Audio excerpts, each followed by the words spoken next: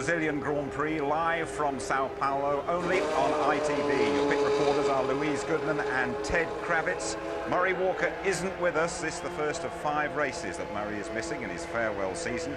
So alongside Martin Brundle in the commentary box, a special welcome to James Allen. Well, there's only one place in the world we could be today. The crowd have been in here since 7 o'clock this morning, banging their drums, doing Mexican waves, shouting, you name it. It's colourful, it's noisy, and like the potent cocktail they serve here called caipirinha, it's an assault on all your senses. The crowd's nerves have certainly been tested already. Just before the race, Rubens Barrichello, the race car broke on his formation lap. He had to run back to the pits and made it out just 30 seconds before the pit lane exit closed in the spare car. Great deal of work going on the grid on Rubens's car as we speak. The mechanics will have to clear the grid shortly, though.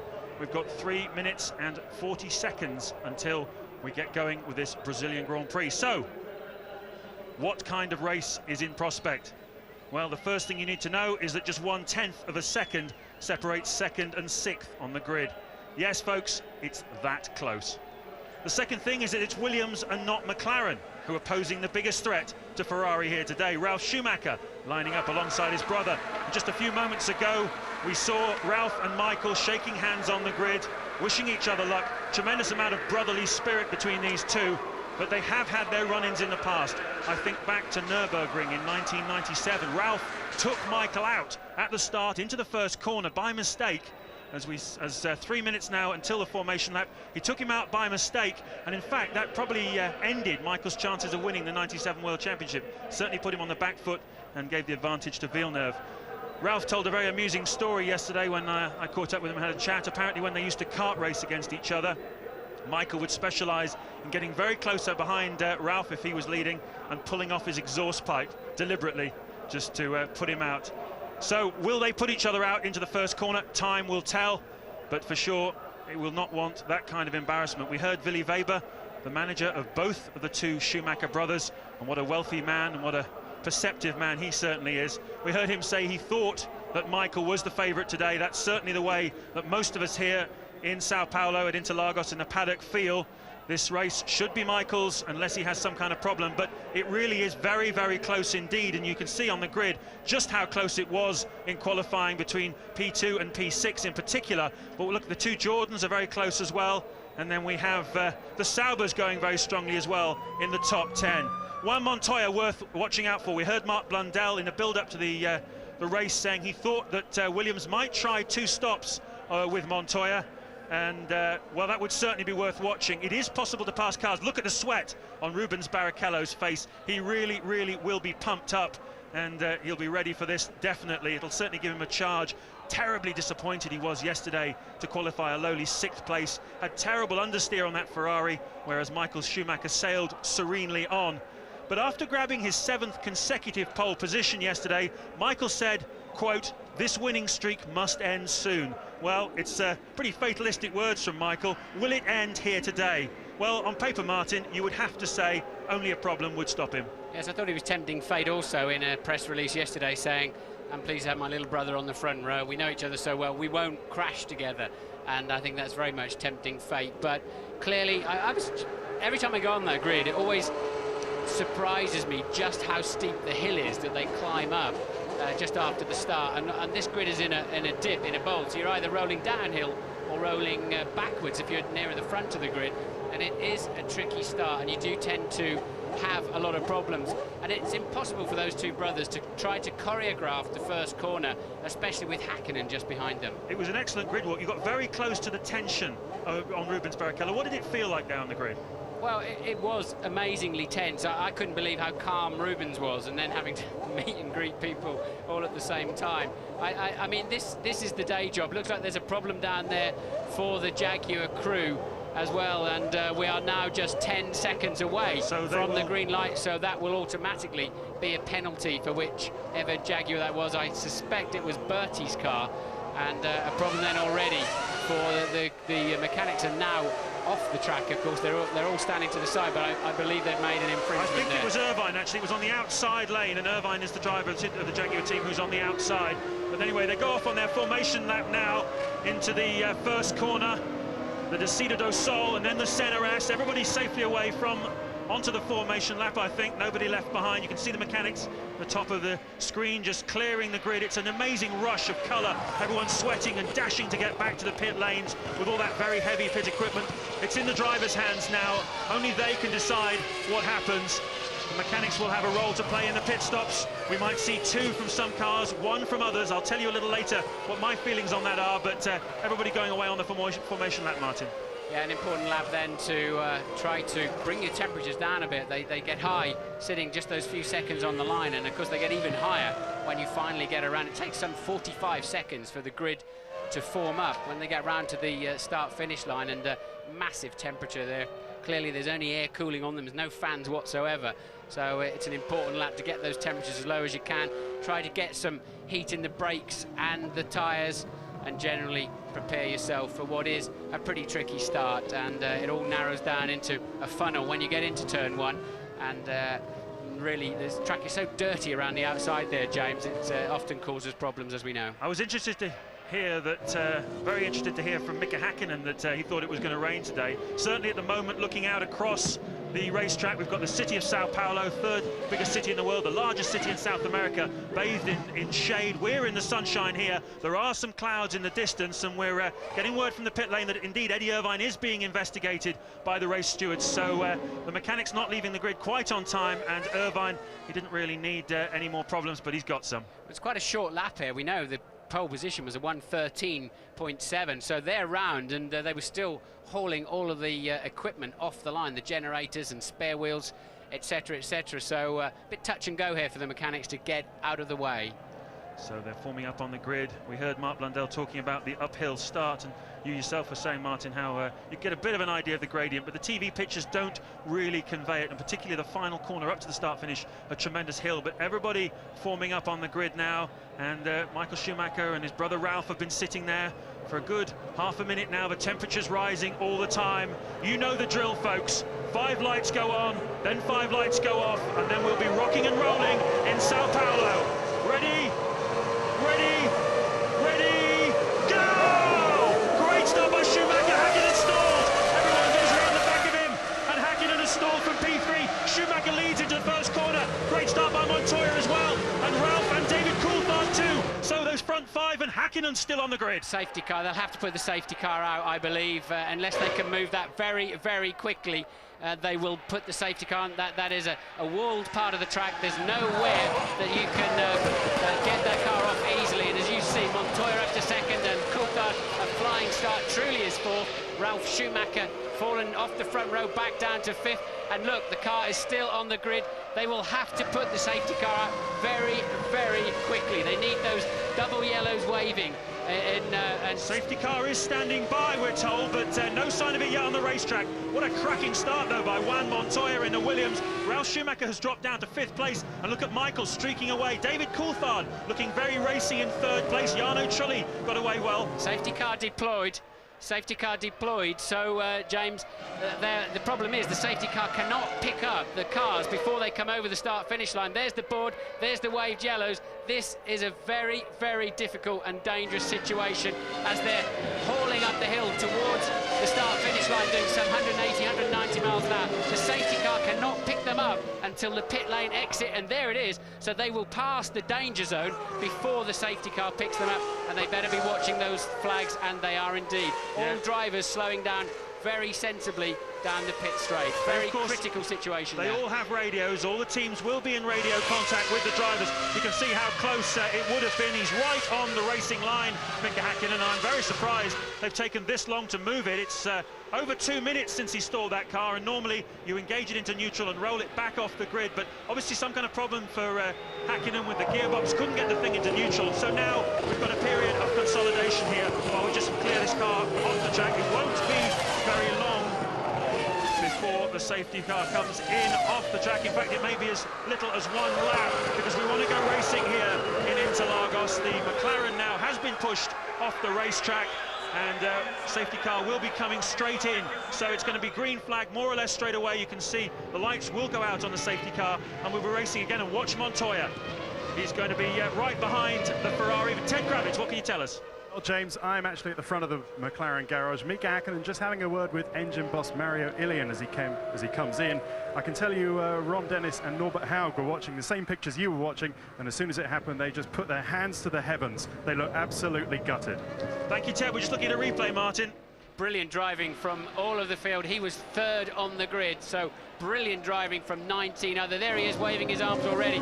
It was probably too late for the start to be aborted, and nobody even touched that McLaren, and that is a miracle. That on the start or at the end of the first lap, that could have been a mother and father of a shunt. The yellow flag is waving. You can see the other side of the blue bridge there, but it was too late. Once that computer procedure started, and is really in the final throes of getting the cars away, it cannot be stopped. But we're racing again here at Interlagos. Michael Schumacher leading the way as they come up the long hill to cross the start-finish line. And look at Juan Montoya, he's looking very racy indeed. Already trying to charge down the inside of Michael Schumacher. This is what we were promised when Montoya came into Formula One. A feisty, aggressive racer, and we've got it. Montoya leads at Interlagos. Michael Schumacher second, David Coulthard third. Fantastic. Well, there's a warning shot, isn't there, already for Michael Schumacher. Montoya is well known to be very good and very aggressive in traffic. Oh, and that's Barrichello. That's finished his afternoon off, hasn't it? And he's hit Ralf Schumacher up the back. Rubens Barrichello trying to be a bit too aggressive into late descent, and what a dramatic start to this Brazilian Grand Prix. Unbelievable incident from start to finish. Rubens' race car, of course, packed up on the formation lap. Take us through it, Martin. Yeah, well, look, Barrichello steaming in very late behind and just missed his braking point, really. Ralf quite cautious. That's the second time this year that somebody has run into the back of Ralf. We saw it, of course, we saw it with Villeneuve in Melbourne, and it just seems as if Barrichello was unsighted. Ralf there having to watch the Jordan, the rear wing go, so Ralf is out of the race. That's a 1 hour job to fix that at least. And it's spotting with rain, we hear. There's a lot of debris down then at turn 4 already, and Barrichello, what an afternoon he's having an incredible time. Of course, he'd set the fastest first sector time, not surprisingly. Just before he did that, he really had the bit between his teeth, the local hero. But Montoya is still leading this motor race. Michael Schumacher is second, Coulthard third, Trulli fourth, Frentzen is fifth, Villeneuve, great effort from him at the start up to 6th place. Heidfeld has gone from 10th to 7th. Raikkonen is right behind him, his teammate in the Sauber. Eddie Irvine, who's under investigation for problems at the start, is in 9th place. Alesi has made a great move up into 10th place. And of course, we've lost Ralf Schumacher, we've lost Rubens Barrichello already. So Montoya leading. And Hakkinen, of course. Hakkinen stalling on the line. He's got 1 point then from the first 3 races. Mika Hakkinen, he cannot take the spare car and restart this car. Ralf has made it back to the pits, but as I said earlier, that's a good 1 hour job to fix that, because the undertray, the rear of the undertray will be broken as well. And Montoya now having Schumacher closing up, and well, what a sensational move that was from Montoya. We all expected him to pull those kind of strokes, but the first chance he got in his Grand Prix career, he sticks one up the inside of Michael Schumacher. But it's not all over yet, because Michael Schumacher is a pretty feisty character himself, and he's right up the back of Montoya. And you can see again the incident, Barrichello running into the back of Ralf Schumacher. That was almost inevitable, really, with all of that running back to the pits. As calm as he looked, I'm afraid it is just about impossible to really keep your head straight. And, well, as you said, James, he went through there's a speed trap there, there's a section time there, and he was about half a second faster down to that 4th corner than anybody else. I think Rubens really unsighted and braking way too late. And now look at Schumacher homing in on Montoya, but we know that BMW Williams has easily been the fastest car down the straight all weekend by some 4 to 5 kilometres per hour. So Michael's got his hands full. The man sitting pretty really is Coulthard. Yeah, Coulthard looking very good at the moment, just keeping a watching brief on the top 2. And as you say, Martin, that BMW engine revving to 18,000 RPM now, the highest revving engine. They're talking about well over 800 horsepower. And BMW in only their 2nd year of Formula One competition after a multi-year break going back to the mid-1980s. What a fantastic package. This is only their 20th Grand Prix start of their 2nd time in Formula One, and they're looking very strong indeed. Now, they're running roughly the same sort of wing angles from what I could see down on the, looking at the pictures on the grid. It's going to be very difficult because that Williams is very aerodynamically efficient in a straight line. The air passes underneath it, over the top of it. They've got some great modifications on the car this weekend which have allowed Montoya and Ralf Schumacher to be so fast. And Michael Schumacher has a terrifically efficient race car too, but he has not got the straight line speed. How does he pass this mercurial 25-year-old Colombian, the man who came over from America, and absolutely extraordinary performance already, whatever happens now. There's a good chance of points today for Montoya. It's not just about going for glory. He can really make his mark on Formula One today. Hakkinen out, Rubens out, and his teammate Ralf Schumacher out. So, Montoya leading by 0.4 of a second from Michael Schumacher. Coulthard still third, Trulli fourth, Frentzen fifth, Villeneuve sixth, Heidfeld seventh, Raikkonen eighth, Irvine ninth, Alesi 10th. There's the confirmation of the 10-second stop-and-go penalty for Eddie Irvine, and a big lock-up there into turn 7. It's not a major problem. He has a lock down the inside, Michael Schumacher, very close. He lost momentum there, Montoya. Sorry to jump in there, Martin, but he did lose a lot of momentum, and Michael's certainly having a good look on this twisty section. Yeah, he'll never get through there, though, James, never in a month of Sundays, but at least it's showing just how hard Montoya's having to fight to stay ahead. And Michael, too, is giving it plenty, and back-end stepping out. But this is the problem Michael's got. Montoya is faster down the straight, and here we go with a replay of that very, very brave first corner move there. Michael, of course, is up for a championship. He's got more to lose than Montoya, and that was a real racer's move. Fantastic move by Juan Montoya. We saw in America a couple of years ago, he put an incredible move on, well, he put lots of incredible moves on a lot of people, Juan Montoya, to win the IndyCar Championship, and he's done it again to the best driver in Formula One. He said he was going to do this, and he's now leading on lap 6 of this 71-lap Grand Prix as Eddie Irvine comes in to serve his 10-second stop-and-go penalty. That's going to lose him about 32 seconds of race time and drop him way, way down. He was in 9th place. He's going to be about 19th or 20th when he rejoins. Yes, and Irvine, just to remind you, has been penalised because his mechanics were still on the racetrack. 11 seconds before the green light to go on the reconnaissance laps before the start proper. So a penalty, that's one we've seen applied 3 times now. Yep. And it's caught Eddie Irvine. They're certainly very hot on it this season. They don't want anyone getting hurt. Mechanics on the grid, we've seen it in the past. People have been run into by other cars. And Montoya then fastest first sector for him. And remember how hard he was pushing yesterday in qualifying. He flew off on his first flying lap. He's pushing just as hard today and keeping it on the road. It's lovely to see a non-McLaren or Ferrari leading the early stages of a Grand Prix. Truly led for 1 lap in Sepang with all of the carnage and chaos going on when it started to rain. And several of the teams are expecting. This is Villeneuve shaping up Frentzen, and that's 6th. Back to 5th. We've just lost those pictures. He's going for 5th place, I think, and he looks like he's made it, but Frentzen fighting back as well, and Frentzen retains that 5th place from Villeneuve, but a terrific fight indeed between those two. There's great battles all the way through the field. Those two are having a great scrap. Also having a fantastic scrap are Heidfeld and Raikkonen. And look, Montoya then, James, a 17.7. He's actually just edging away now. He's got a 0.6 of a second lead over Michael. And if you watch him at the end of the pit straight, he is definitely pulling out several yards on the Ferrari. So I'm not, unless Montoya makes a mistake, I don't see where Michael's going to pass.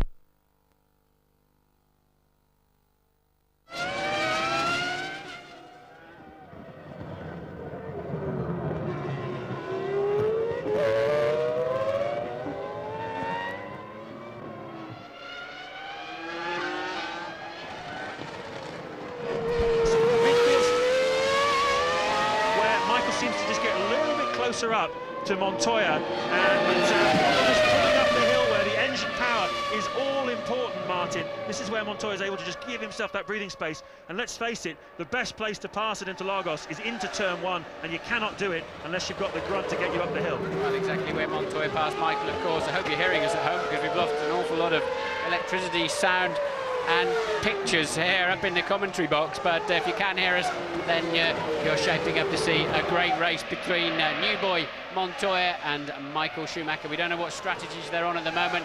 They're lapping in the 1:17s, so it suggests they've got quite a lot of fuel on board. Yeah, I would say so, because the pace in qualifying was in the sort of low 1:14s, 0.3 of a second for every 10 kilos of fuel you carry. Now, when you qualify, you're well under 10 kilos of fuel on board the car, so just multiply it up in your head.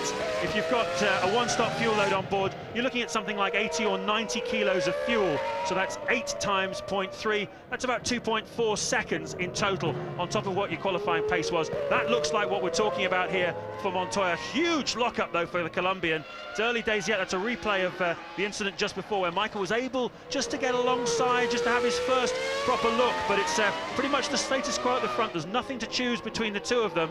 And a little bit further back, Coulthard still sitting pretty comfortably, just 1.8 seconds behind, just biding his time in that McLaren. It's not quite got the pace of the Ferrari so far throughout the weekend, but you never know what could happen with those front two. They're both pretty fiery. Coulthard, though, popping in the fastest lap so far, a 1:17.744.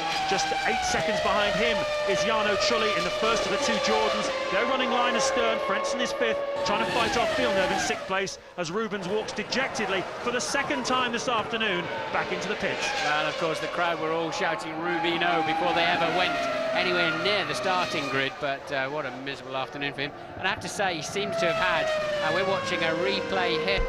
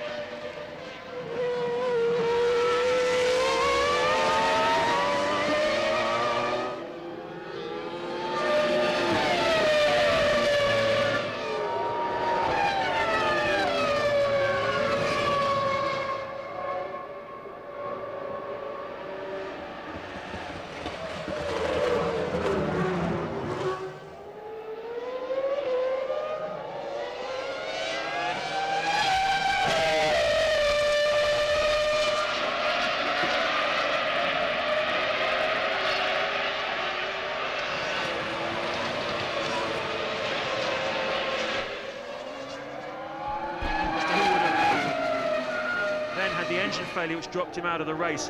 So it's... This is a replay then of Ralf Schumacher, who is in the race. This is effectively a test session for him now, because he's a full 4 laps down on the leader, but they clearly just threw a rear wing on it. No suspension changes, and amazingly, Ralf is back out on the racetrack, but his teammate Montoya still holds the lead of this Grand Prix, and he's no shrinking violet. Montoya, he's a very confident lad, isn't he? In a calm way, but he's got a lot of self-confidence, and I do not see Michael Schumacher intimidating him off the racetrack too quickly.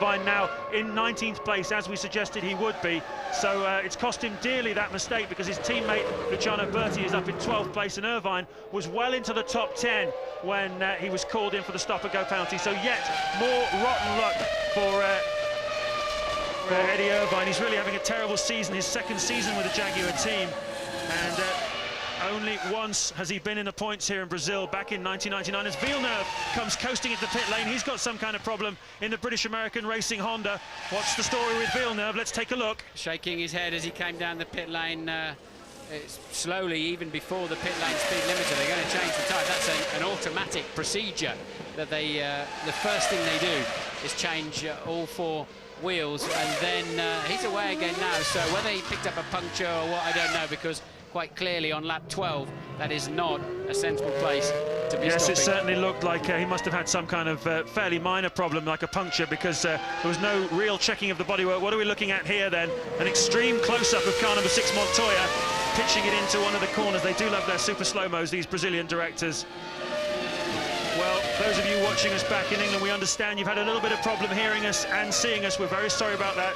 The power supply here in Brazil apparently has not been all that it might be, but we're certainly with you now, and you're watching a cracking motor race here. There's very much a 3-horse race at the front between Juan Montoya from Colombia, Michael Schumacher from Germany, and David Coulthard from Scotland. And there's very little to choose between the 3 of them. Coulthard is the fastest man on the racetrack at the moment. And Schumacher, Montoya, it's very, very close indeed between them. So Montoya leading Michael Schumacher, Coulthard 3rd, Trulli 4th, Trenson 5th, and Panis in 6th place.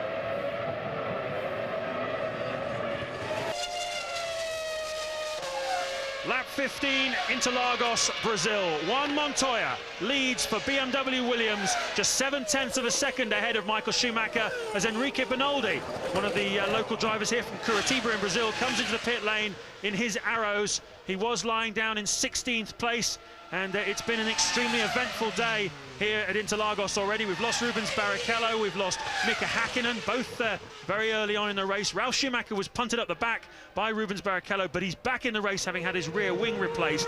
It's all go here in Sao Paulo, and Montoya keeping Michael Schumacher waiting, holding him behind him. Michael not making too much of an effort at the moment to try and get past him. Coulthard looking very good in 3rd place ahead of Trulli in 4th. Well, we do think if Montoya hadn't have put the car in the wall early on in qualifying yesterday and having to move to the spare car, he could well have been on the front row of the grid. But Michael may be sitting there quite comfortably and thinking Montoya will pit earlier than him, may have to go in for fuel earlier than him, because Michael seems almost content now to keep that gap at about 0.7 of a second, just about out of the dirty air behind a very untroubled Montoya, and Coulthard there just sitting, watching and waiting. I think you're absolutely right, Martin. It must be the case, judging by the pace we've seen from Ferrari in these first 3 Grand Prix, and indeed Michael Schumacher's qualifying pace yesterday, the only driver to break underneath the 1:14 barrier. He has got a faster race car than Juan Montoya, and Montoya was able to get past him on the restart, not like Michael to be caught napping, but he certainly was caught napping by Montoya. And perhaps, Martin, Montoya's experience from America, where they often have safety cars and then they release them afterwards, and he's got so much experience of restarting a motor race from behind a safety car. And of course Michael has no real knowledge of Montoya. He hasn't built up a mental picture in his head yet of what kind of guy Montoya is, but I think today he'll have learned a bit more about him as we go on board with one of the 2 Saubers. He's got a good picture now of Montoya's mentality, that's for sure. And you're coming into Mergulo, and he's fighting the car all the way through. The Sauber probably not working as well as we have seen it, although if that's Heidfeld, he's up in 7th place. It is indeed Heidfeld, so they're fighting the car out there this afternoon. Hot track temperatures. Many of the teams are expecting rain later on this afternoon. I think they were getting conflicting weather reports again, as they did in Sepang. And here we are, back up then into turn 1, and a bit of action going on ahead.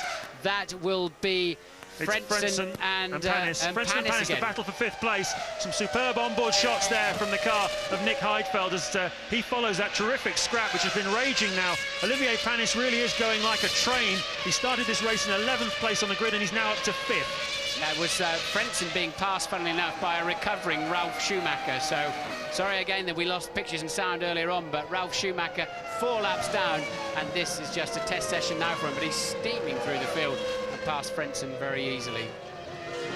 So amazing drama here as we look at the car of Nick Heidfeld, and you really have to say the Saubers have been going superbly well this weekend. That car designed by Sergio Rinland, the Argentinian designer, used to work many years for the Brabham team. And Rinland mysteriously designing this car and then leaving the Sauber team before it was even launched back in February. And Stephen Taylor now the technical director of that Sauber team, an unknown guy, came out of McLaren. But here's again Ralf Schumacher making that move and going past Frentzen, trying to presumably unlap himself. Yeah, he's 4 laps down on the race leaders, so he's trying to unlap himself. Yes, that's not for position, that's just Ralf really just getting on with it. Nothing else he can do other than drive his heart out. There's no chance, unless we have one of those very bizarre Grand Prix, and the start of this Grand Prix looked like it could well be that way. There's no chance of him getting a point today. Normally there's at least 10 or 11 finishers, and he's got to be at the back of them, having lost so much time while they replace that rear wing. I just hope he doesn't have any suspension damage on that car that lets him down later on. But this is the sister car of Montoya, and still maintaining now a 0.9 second lead, just on the fastest first sector of anybody in this Grand Prix, and Michael can't do anything about him. So there's a huge crowd of Colombians have come down here. This is the closest Grand Prix to their home, of course, here in South America, and they've come out in their droves. They're right in front of us. We're just above the main stand, opposite the pit lane, just up on the left of your pitch at the moment, and a huge crowd is Hakkinen there, talks to his team boss, Ron Dennis, and says, listen, I've got 1 point here in the championship. What are we going to do about it? Yeah, and clearly it was when he hooked first gear that the engine stalled. It wasn't the start. He didn't get into the start procedure. Mick already had his arms out of the cockpit before the start proper, as it were. So sometimes if you don't have quite enough revs on, you just hook that gear, the clutch is dragging slightly, the engine dies. These engines have very little inertia and momentum down at the low RPM. They're designed to work up at 17,500 RPM. Tiny flywheels. They are so easy to stall. So who is this man that all these Colombians have travelled all this distance to come and see? Well, he's 25 years old. It's his 3rd Grand Prix start only. He was the test driver for the Williams team back in 1998 when he also blitzed the Formula 3000 Championship. He's a great favourite of Frank Williams, who decided to take Ralf Schumacher instead of Montoya a couple of years ago when he was looking for someone to drive alongside Zanardi. And, well, he was a bit peaked, but he went off to America. He raced for Chip Ganassi over there in the Champ Car Series, and he won the championship over there first time out. and certainly put a lot of people's backs up, not least Michael Andretti, who was the kingpin over there. He put him into the wall fairly early on in his Champ Car experience. It was a marker to him and to everybody else. I'm here, I mean business, and you better pay attention. And this here today at Sao Paulo, he's done the same thing to Michael Schumacher. He has had success here in Brazil. He won the Champ Car race at Rio, and he's going very strongly indeed at the moment. I spoke to him, had a long chat with him on Friday, and he said that he felt he was just beginning to get on top of these Formula One cars now. He said you need to be much more precise with the steering than you do with one of those big heavy Champ cars, and he said it's taken me time. I feel I am beginning to get there. Well, the proof, as they say, is in the eating. This is another replay then of this time. This was Panis taking position from Frentzen. That's quite a lot earlier on in the race, actually. So Panis has been in 5th for some time now. In fact, that's Panis taking Trulli, I'm sorry. Panis then passing Trulli for 4th place. Panis, I'm sure, on a 2-stopper. Yeah, we saw him this morning going very quickly in the warm-up, Olivier Panis. He was in 7th place, looking very strong indeed. And it seemed clear to me he was running with a lightish fuel load. So he's obviously trying to make up places. You can do that here in Brazil. You can attack, and he's up into 5th place at the moment. We're on lap 20 at the moment. He's going to have to stop. If he is on a 2-stop strategy, he's going to have to make a stop sometime in the next 3 to 5 laps, and that will drop him down to somewhere around 13th or 14th. Still an awful lot to play. We're also waiting to see exactly what Montoya's going to do as he sets a new fastest lap in a 1:17.132. What's Michael going to do? What's his strategy going to be? At the moment, it's even Stevens at the front. Montoya, Schumacher, Coulthard, lap 21.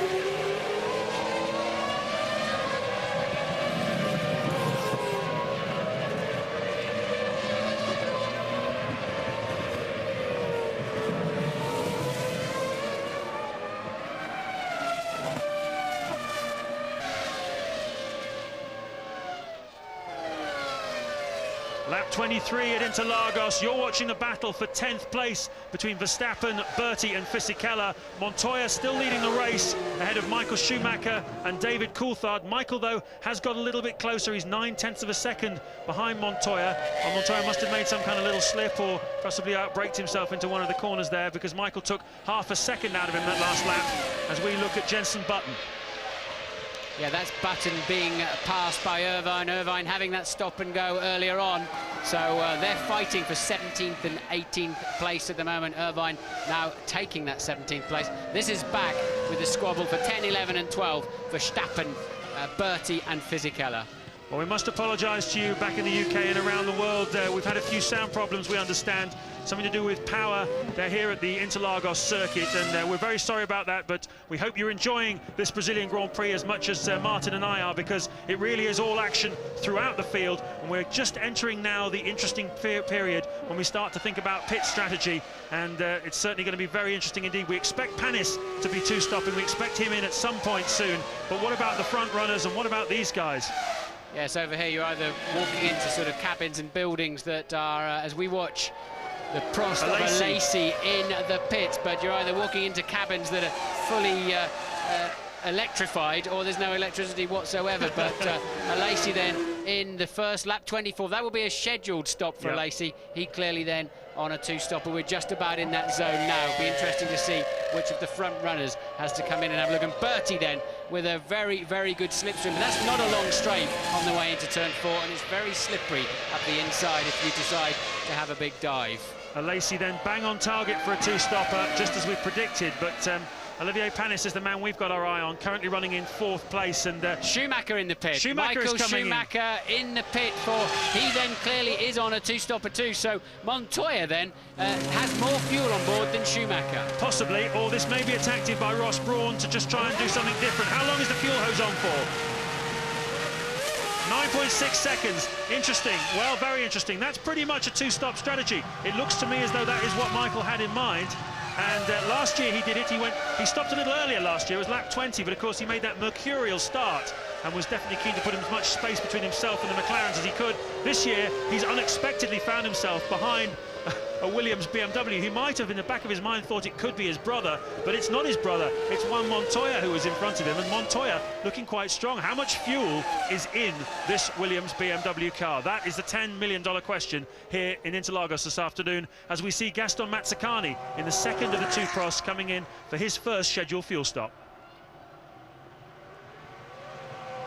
Montoya then with a 2.9 second lead now over David Coulthard. We'll have to see where Michael Schumacher comes out. He'll be in the pack somewhere, no doubt about it. That's a reasonably long fuel that's going to be quite a long middle stint, I'd imagine. And Williams then shaping up to a lap the Jaguar, and Montoya lapping the Jaguar then of Eddie Irvine. Yeah, I've got my chart here, Martin, which I normally do before the race, and I reckon that's 60 kilos of fuel that's gone into Michael's car, so that's good enough to give him about 31 laps. So he can do 31 laps on that fuel, give or take. About 60 kilos of fuel has gone in. Now, I just wonder, in the back of my mind, whether they're doing some sort of switch here to deliberately put Michael out of sequence with Montoya, perhaps to give Montoya a, I don't know, just to mess around with his head. No, I think they'll be looking at the traffic further down the field, and they'll have worked out where Michael will feed back in and hope he has a bit of clear space and clear air then to pump his famous mid-race lap times in and leapfrog Montoya somewhere. But if Montoya's on a one-stopper, that's not going to work. Let's listen to his technique. Very cautious through there. That is where he flew off the road yesterday. Very calm, isn't it? I mean, a little bit of oversteer. I noticed that several times when we've gone on board with Montoya.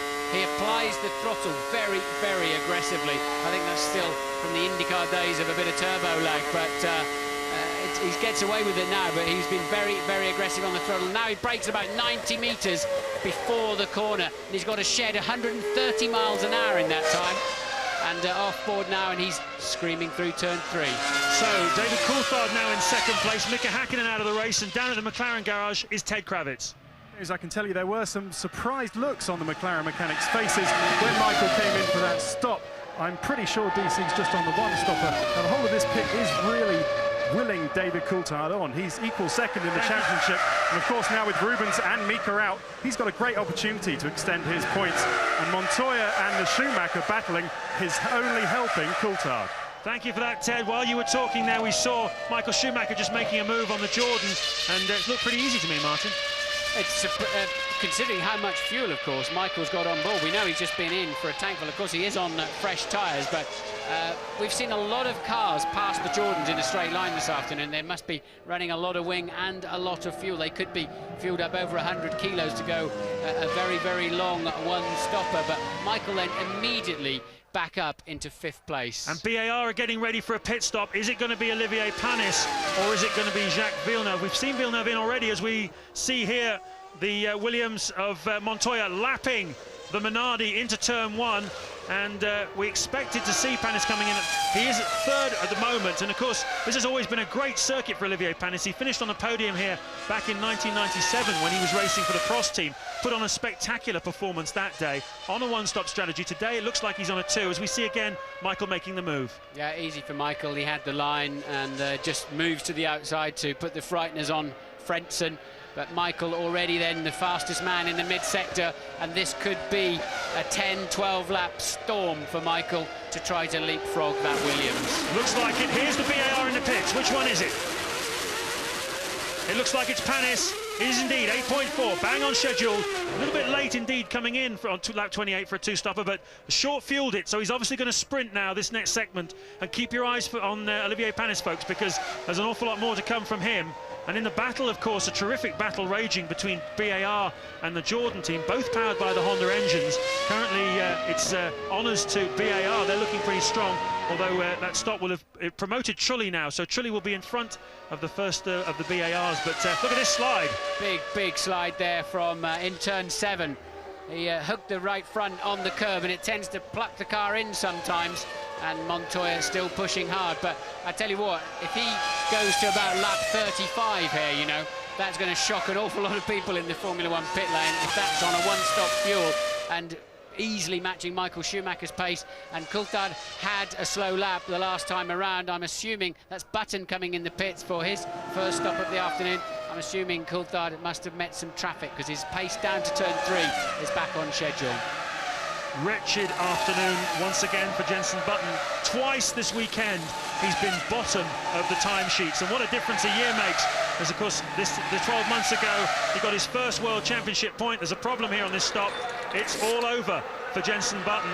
As I say, 12 months ago he outqualified Ralf Schumacher, let's not forget, and got his first World Championship point. This man, though, took his Williams drive. Frank Williams decided to give Montoya his opportunity. Jenson made the switch to Benetton. It's certainly a learning year for him. It's going to be very, very hard work getting this radical new Renault engine up to speed. It's currently about 100 horsepower down on the benchmark engine, which is the BMW, the Mercedes and the Ferrari.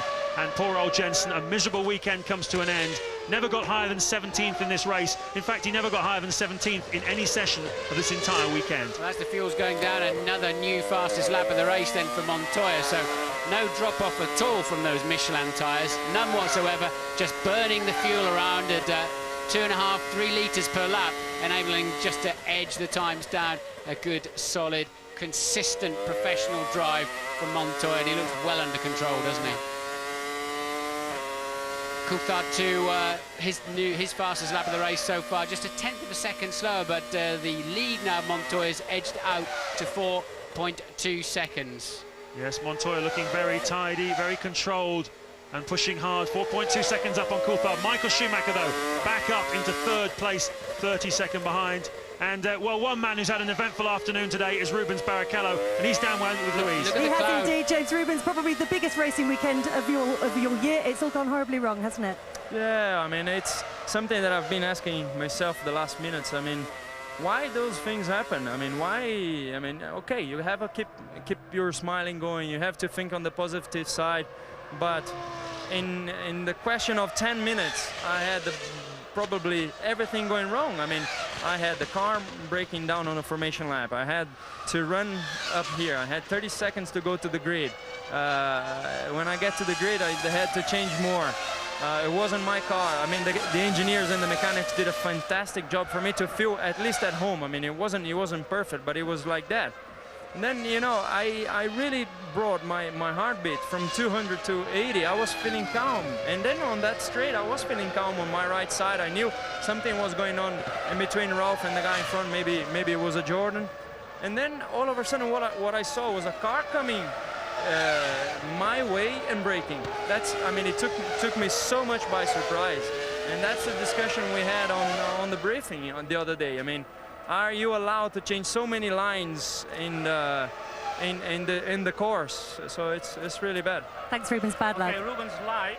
Well, I can see out of the window here, thunder, lightning, and it is clearly raining in the distance. Whether it's going to get close enough to this racetrack to interrupt this afternoon, I don't know. Certainly many of the teams are expecting it, and that's always a great yahoo, isn't it, when that happens? Well, of course, if it does start to rain, the man that's going to favour is Montoya, because he hasn't stopped yet. He looks like he's building up to a stop. Michael, of course, has just been in, and he would be the loser. Let's just recap, take a couple of seconds out here to just recap and remember exactly what's happened so far in this extraordinary Brazilian Grand Prix. Rubens Barrichello, his race car failed on the parade lap, and he had to run back and get into the spare car. He then smashed into the back of Ralf Schumacher right here at Lake Descent corner on lap 2. That brought out the safety car. It put Rubens out of the race, as we've just heard from Louise, and it put Ralf Schumacher into the pits to put a spare wing on. He's now back in the race, but he's not classified.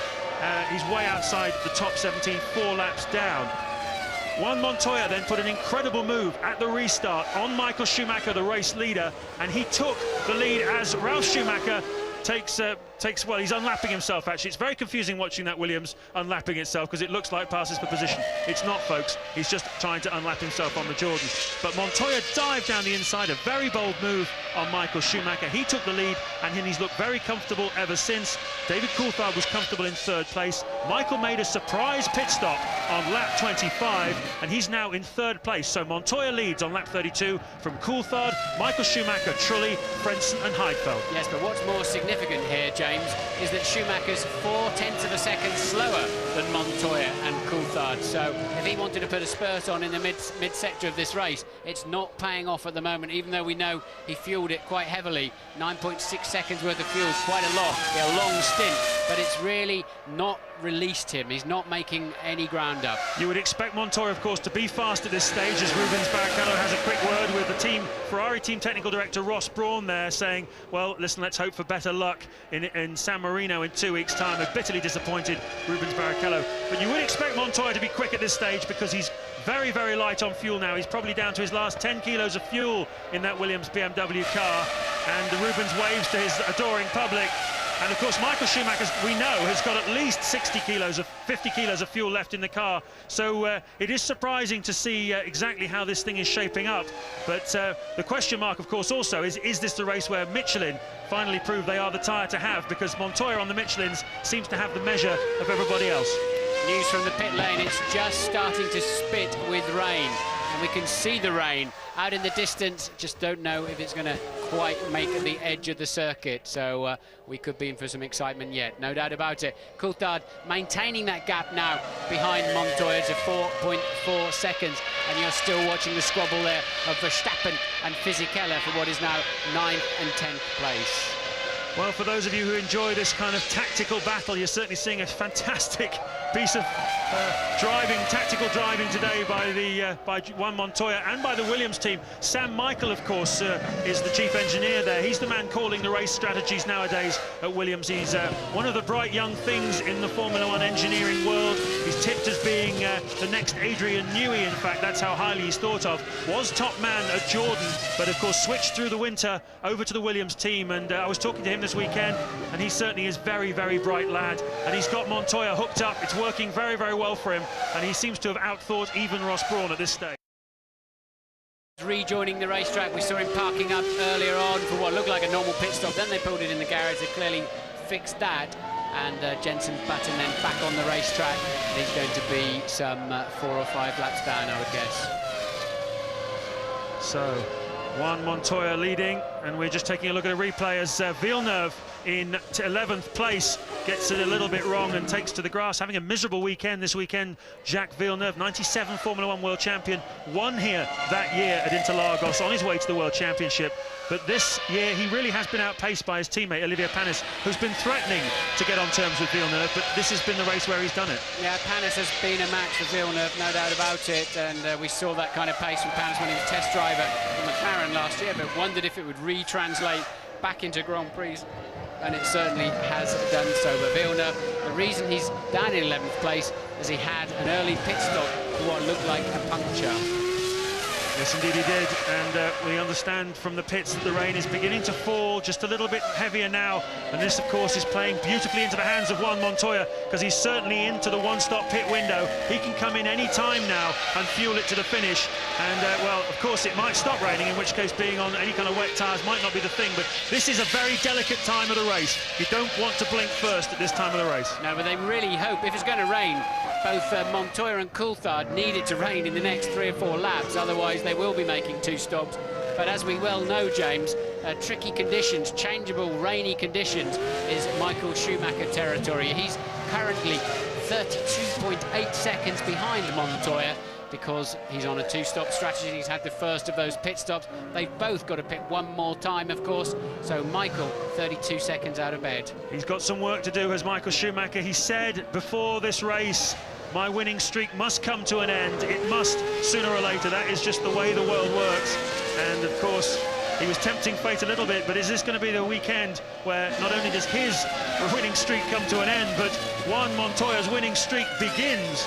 Because this young 25-year-old Colombian has certainly shaken the Formula One establishment to its core with this performance here today. Incredible pace, incredible aggression, and we now know he had a lot of fuel on board when he fought Michael Schumacher, who did not have a lot of fuel on board at the time. Yeah, good point. I mean, he outbraked Michael, didn't he, with that move, and off as the pace car released them, he was more ready than anybody else. And he outbraked him with, now we know, another 20-25 kilos of gas on board. So from 190 miles an hour, 25 kilos makes a big difference when you're trying to slow a car down, especially if the tyres are a bit cool. Although, of course, the safety car was out only for effectively 2 laps of this race while they cleared Häkkinen's car off of the start-finish line after he stalled whilst engaging first gear. And that is Michael losing time there behind the Prost. Well, they're starting to put their raincoats on in the grandstands in front of us. Some of them have got Colombian flags painted on the back of them.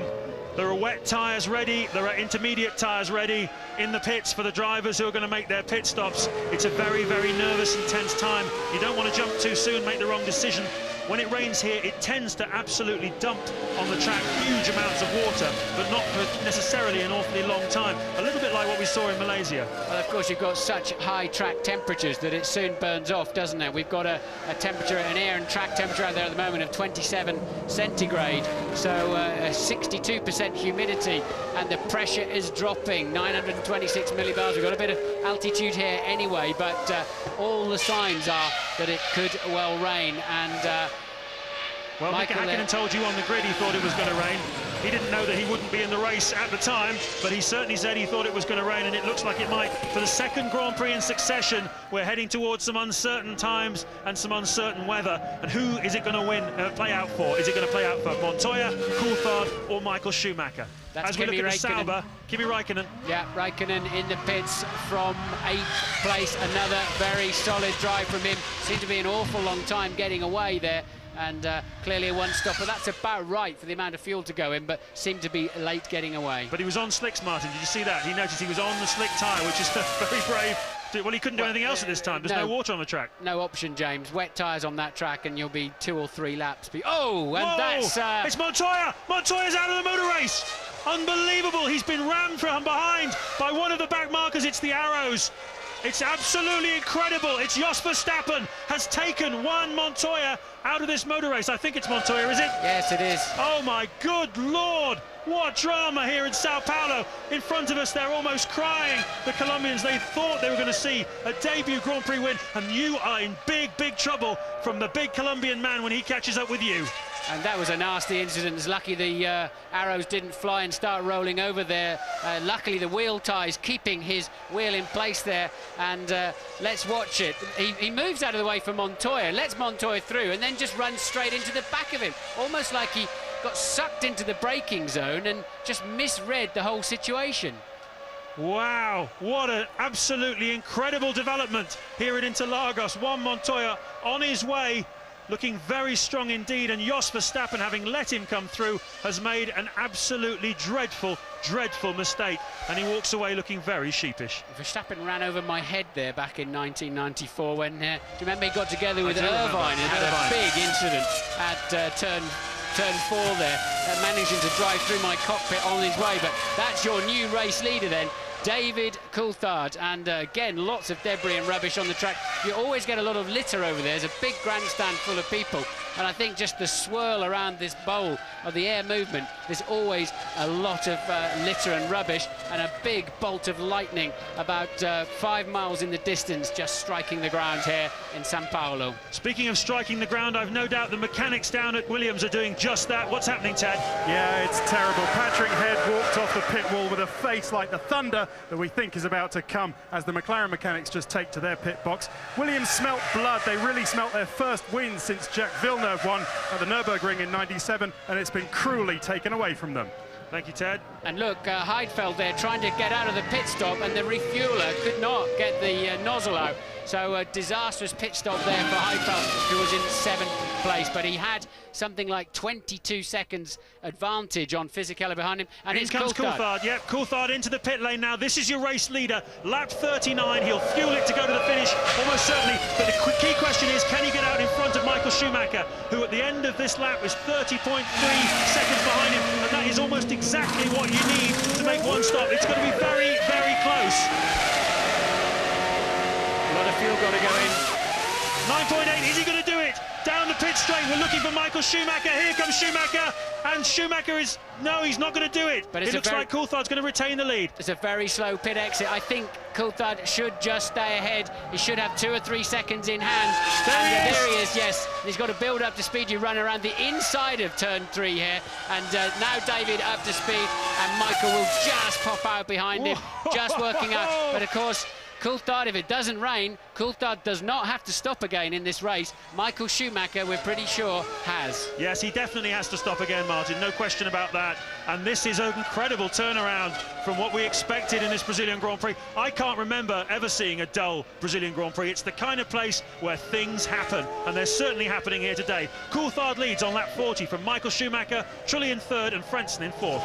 Coulthard with a very fat car now. You would expect Michael Schumacher to be able to haul him in quite easily in this phase of the Grand Prix. A lot of understeer there. David struggling to get the car there through turns 7 and 8. A new set of tyres. They're a while before the whole carcass and tread comes up to the operating temperature that you want, and that's why Michael Schumacher can home in on him as they head up towards the start-finish line. But you have to say, the Ferrari, although Michael was on pole, it was a Michael lap. Barrichello was down in 6th place on the grid.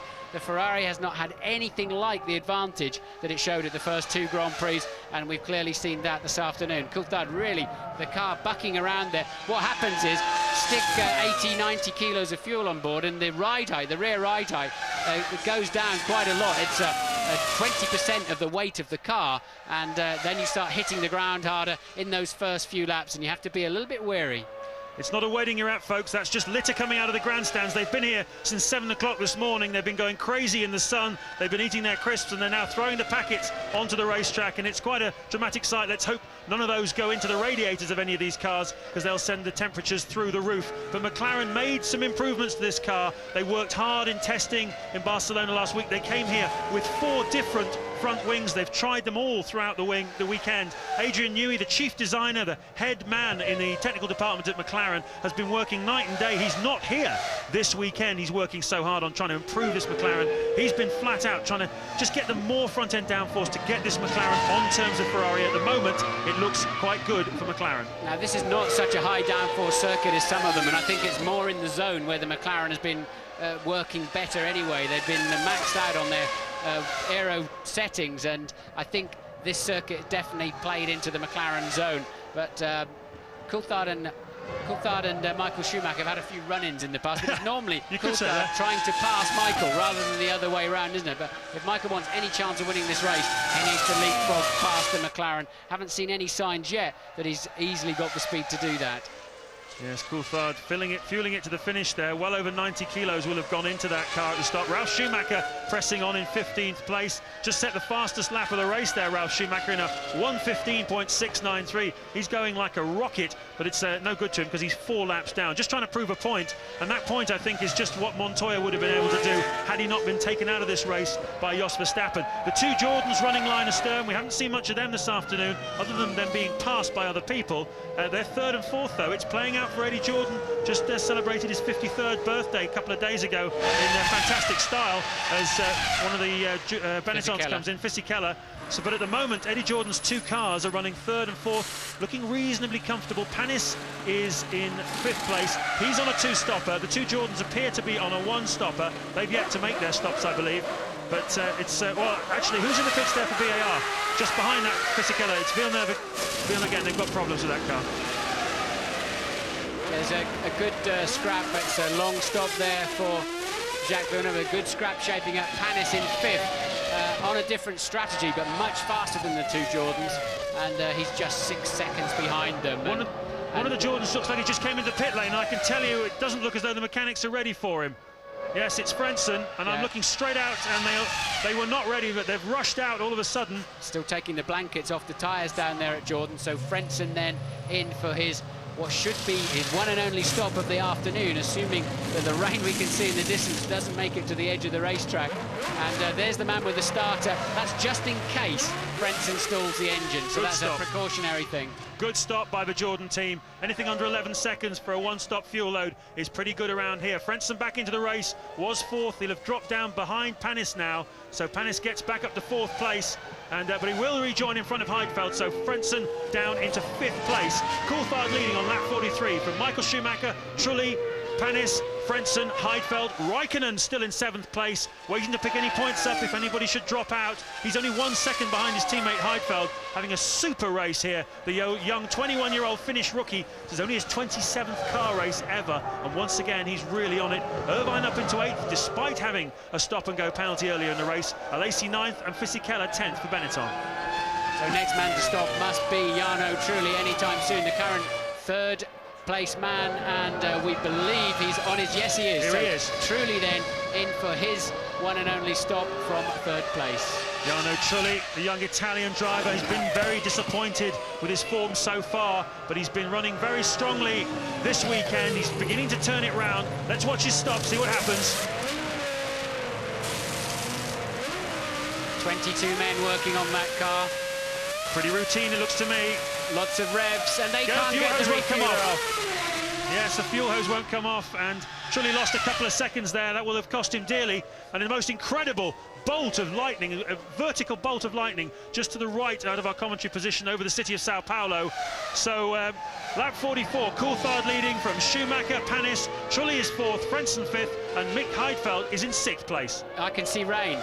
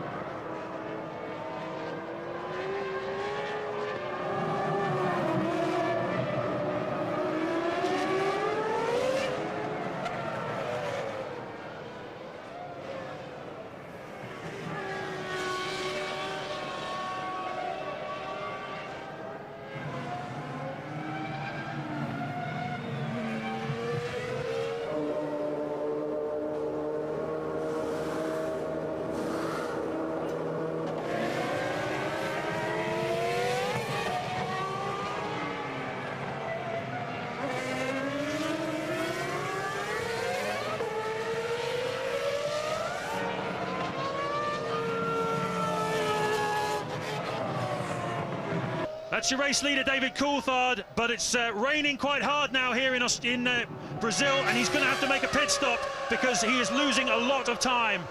And this is Michael coming in 1 lap earlier than Coulthard. This is played beautifully into the hands of Schumacher and Ferrari, and Coulthard must have lost a half a minute by tiptoeing round on the wrong tyres. Intermediate's going on. Intermediate is the right tyre this time. I have no idea why Coulthard waited 1 more lap to come in. It's going to cost him a Grand Prix. It's cost him something around 20 seconds. He had a 3-second advantage over Michael Schumacher, but of course Schumacher had to pit again anyway for fuel, so now he's got the fuel, he's got the right tyres, and Coulthard stayed out a lap too long, and it's blown it. And was it a decision of the teams? Was it a decision of the driver? I looked out of the commentary box window. There was no sign of the mechanics out there when the Ferrari mechanics, the BAR and Jordan guys were all out there. Some teams actually queued the 2 cars together. We had Trulli sitting behind Frentzen. We had Villeneuve sitting ahead of Panis, who's lost time in all of this. But the man who's lost the most, Michael spun it! Michael Schumacher, has he kept the clutch in? Yes, he has. He's got away with it. He gets away with it so often, Michael Schumacher. And he's got away with it again here in Brazil today. He keeps the lead of the motor race. And there's Coulthard, look, second place man Coulthard coming up behind him. We don't know yet exactly what tyres that Coulthard put on. Michael's struggling. Michael's on intermediates. We saw Michael on intermediates, yeah, for sure. Michael, I think I saw Coulthard on intermediates as well, but look at that. Yeah, but that was on touching the white line. That's why he went off. It's not the volume of water there that spun Michael. It was the white line. He hooked the rear tyre up on the white line coming out of 4, and Coulthard then should be just behind him. We're just getting word from Ted in the pits that Coulthard is in fact on intermediate tyres as well, so it's even Stevens. They're both using the same tyre. Now Ferrari have done more testing with this intermediate tyre, and over in Italy it paid dividends for them 2 weeks ago in Malaysia. You remember that Michael put them on and went away to win the race. He was about 4 seconds a lap faster on a drying track than the McLarens, but here today McLaren have learned the lesson. They too have gone for the intermediate tyres. They don't have quite as much experience or understanding of them, but can Coulthard drive them as well as Michael? We will find out. Ted is down in the pit lane. Yeah, Martin, I think I might have an idea as to why they waited so long before Coulthard came in and put those inters on. The sun is actually out. It's kind of raining. It is actually raining pretty hard down here, but the sun is out. I think they were just holding fire to see what the weather actually did in case it stopped and he could stay out. But as you say, I'm pretty sure this has lost David Coulthard a Grand Prix today. Well, it may have just played back into his hands a little bit, though, with Michael's mistake down here at turn 4. And he'll keep well wide of that white line this time around, as he does. And surely, yes, the track will be drying rather than getting wetter. The rain has stopped. As you say, the sun is out, and Louise is with Montoya. A huddle beneath an umbrella with Juan Pablo Montoya. Looking at this weather, are you glad in a way that you're not out there? Not really, you know, I think we had a very healthy lead, and we're looking really strong for a race win here. But a bit disappointed with that, we couldn't really get it. But, you know, I'm still happy for BMW, Williams, and Michelin. They all 3 did a fantastic job, and just want to thank everybody. Thanks, Juan Pablo. Amazing to see the boys still smiling. Very American style there, thanking all of your team and your sponsors and your mechanics. That's what they do all of the time over there.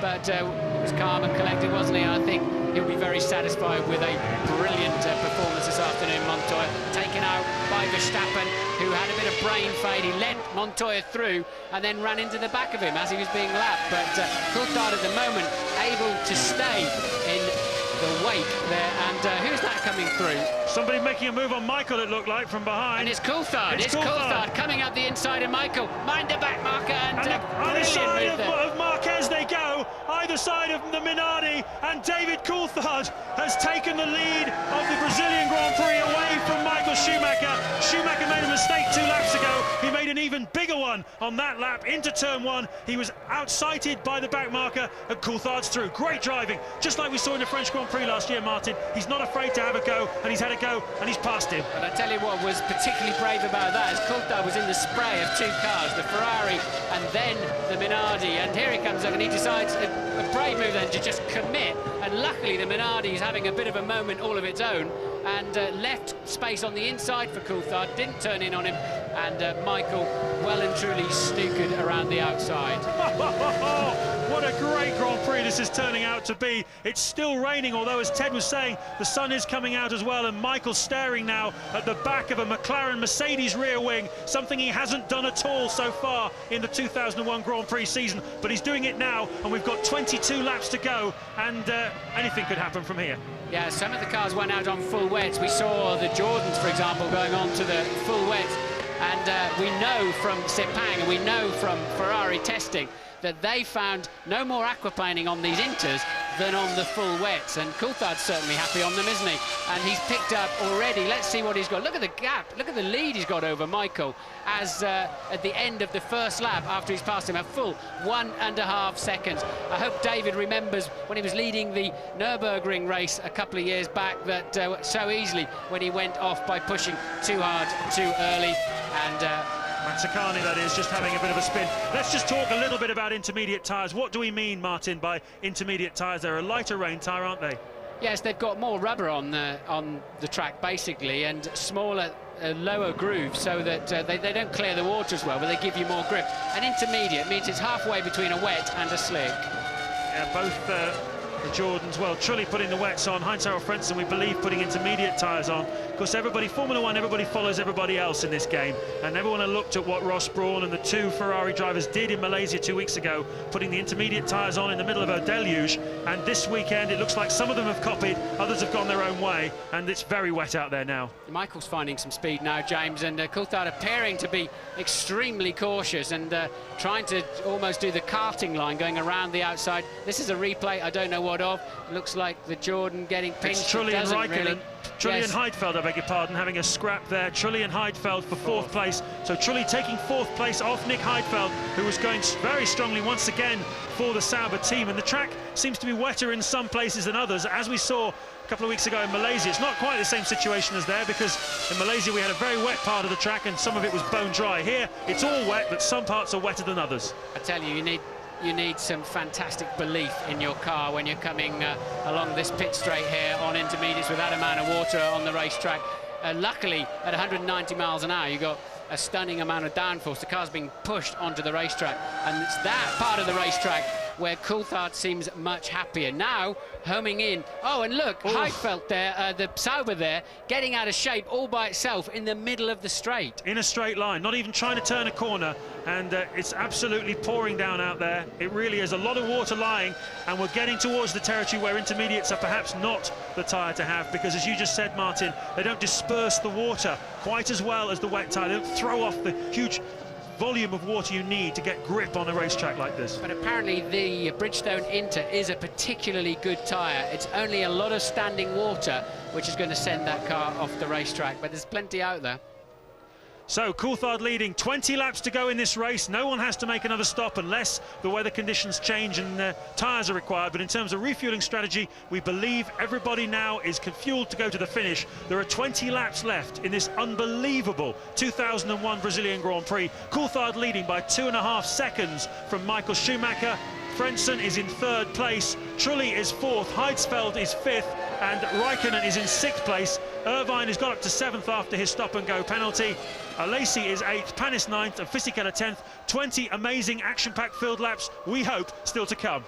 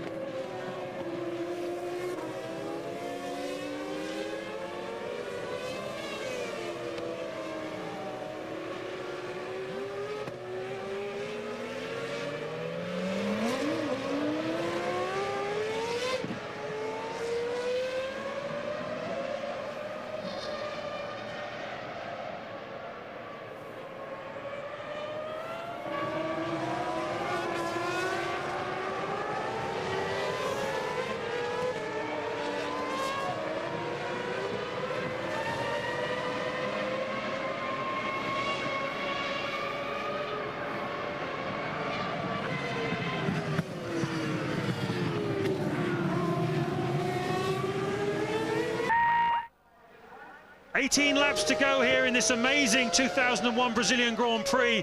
They call Michael Schumacher the Rainmeister, but at the moment he's struggling.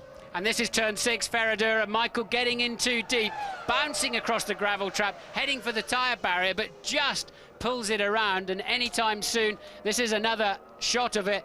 It's a big gravel trap there, luckily for him. Gets back on the racetrack, and anytime soon you're going to see the Jaguar of Eddie Irvine pointing, and that's Irvine off for yet another time, actually. That's a different spin from Irvine. He very nearly collected Michael Schumacher, and this is a Williams of Ralf Schumacher, who's recently just pitted, so everybody going off in 6 and 7.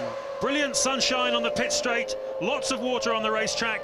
It must be Brazil. It's a crazy situation. David Coulthard leading on lap 54 from Michael Schumacher now by 15 seconds following that off-piste excursion by the Ferrari, the reigning championship leader at the moment. Frentzen is third, his teammate Trulli is fourth. Nick Heidfeld going strongly for Sauber in fifth. Lacey looking for Gert Prost's first points of the 2001 championship, and their first points since '98. Look at Michael's car control though, well, or absence of it. Yeah, that was a different, yet another overhead angle of that turn 6 incident. So Michael losing 2 seconds a lap as well, actually, to Coulthard. Coulthard driving beautifully up front, hope he's not pushing too hard in these conditions. But remember, these inters, Michael went for 30-odd laps on quite a dry track in Sepang, the last Grand Prix. They tend to hang on very well, and I don't see anybody in these remaining 17 laps having to come in and change for slicks. If they chose the inters, if they chose the full wets, they might be struggling.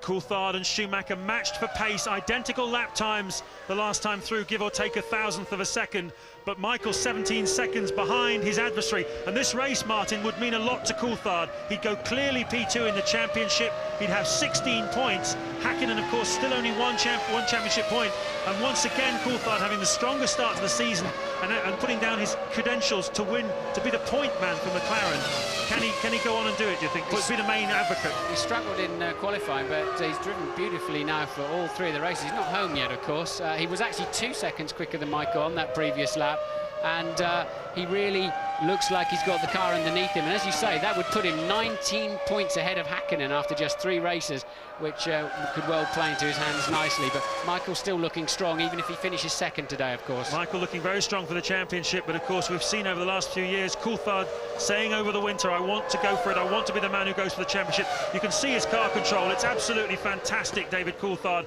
He was very strong in the rain at Silverstone a couple of years ago.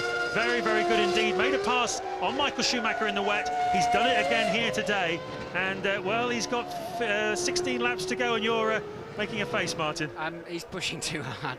He's having moments everywhere. He's 18.9 seconds ahead, as you say, and he doesn't need to be pushing this hard. But of course, you know, if the track does dry out, he still could have a drag race to the end with Michael Schumacher. But David appears confident, appears to be under control. He's calm. Every so often, he just gets the tail end wagging. But Coulthard apparently on his way. And then the car just hooks up and flies through the final part of the lap. Well, turned 30 last Tuesday, David Coulthard, so he's now classed as one of the more mature Grand Prix drivers, although anyone who spent an evening with him would certainly contest that.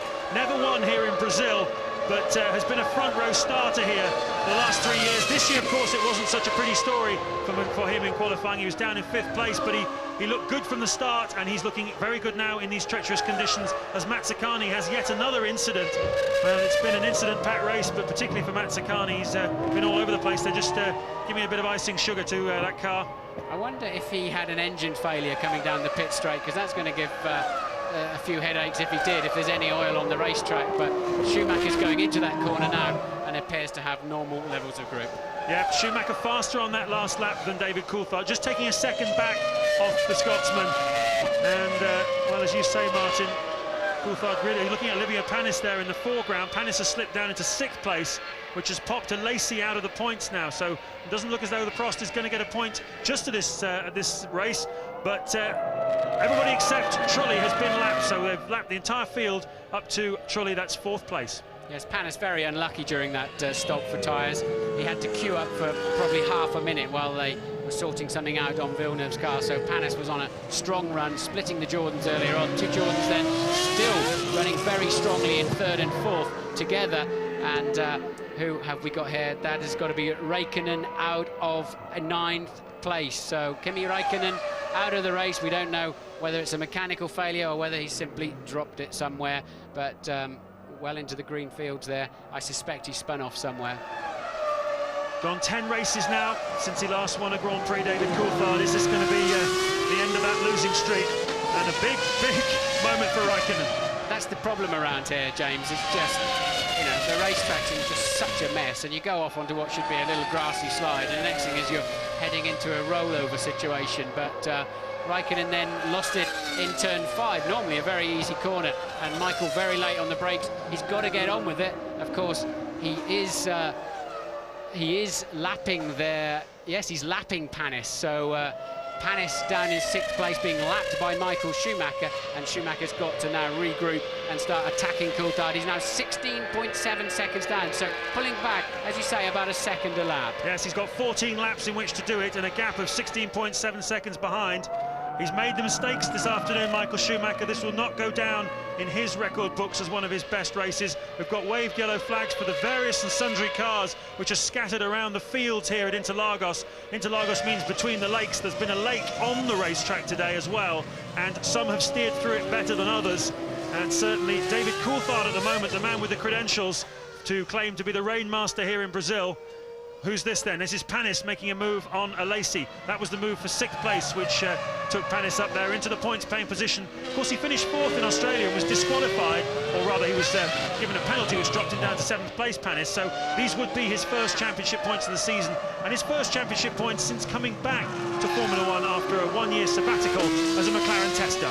Yeah, it's very sweet of Panis and Alesi. They were waving at each other as Panis took away his 6th place. And Coulthard has just put a lap on Jarno Trulli into turn 1. So David Coulthard going like a train here in Interlagos, putting a move on Trulli. There in a replay, I saw it out of the corner of my eye. And Coulthard then just sweeping out of the toe, gets the right line. There's plenty of grip up the inside. You see the back of that McLaren bouncing around on the bumps, quite stiffly sprung for whatever reason.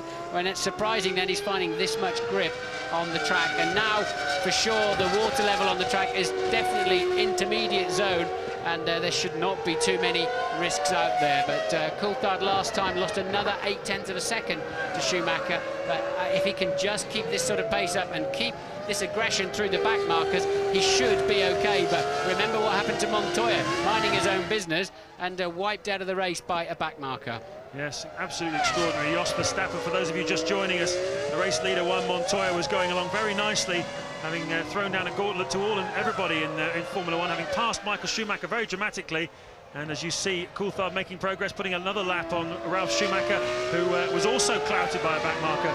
But Verstappen pulling aside, and Montoya just slipping through, and then obviously Verstappen missed his brake pedal, smashed straight into the back of Montoya, and that was the end of the Colombian's race. So, lap 58. We've got David Coulthard leading by 15.9 seconds from Frentzen in 3rd place. Michael Schumacher in 2nd place, Frentzen 3rd, Trulli 4th, Heidfeld 5th, and Olivier Panis in 6th place.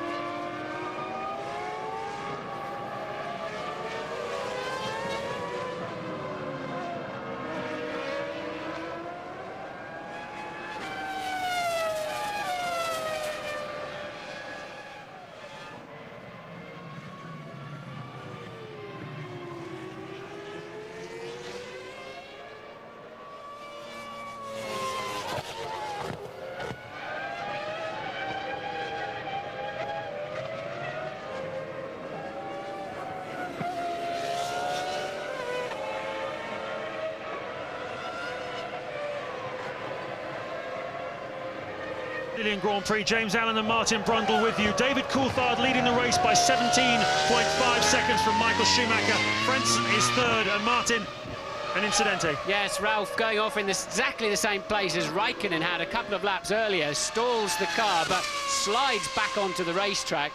They can't appear to move it out of the way too quickly. Working under waved yellows at the moment to say Marshall's on the racetrack. They had got a four-wheel drive to it and a tow rope, and I suspect they should clear it without the need for a safety car, but it's in a very critical position. We'd seen Kimi Raikkonen in the Sauber having a spin there. Obviously, has something either gone down there or is a lot of water just on the racing line. It's a dangerous place, but it looks like, fingers crossed, they may well have cleared it. As Coulthard, you can see him backing right off as he goes through the danger zone, those waved yellow flags. It looks like Ralph's car has been taken away, and Coulthard now 19.4 seconds clear of Michael Schumacher, who has led this motor race himself. It's been all over the place here in Brazil. Montoya has led, Michael has led, DC, David Coulthard has led as well, and at the moment he's got P1 on his pit board, and he's got 10 laps to go to try and claim his first race win for 10 Grand Prix, his first of the 2001 season, and a win which would certainly put him very strongly up there in the championship. Yes, Michael appearing now to slow down quite a lot. Don't know why, we haven't seen him for a while on our TV screens, but there he is now, just on cue. But Michael, no apparent problems, but just backing out of it. He was starting to home in on Coulthard at 0.8, 1 second per lap, got the gap down to 15.7. Coulthard picked up his pace, and suddenly Michael's now 19.4 behind last time around.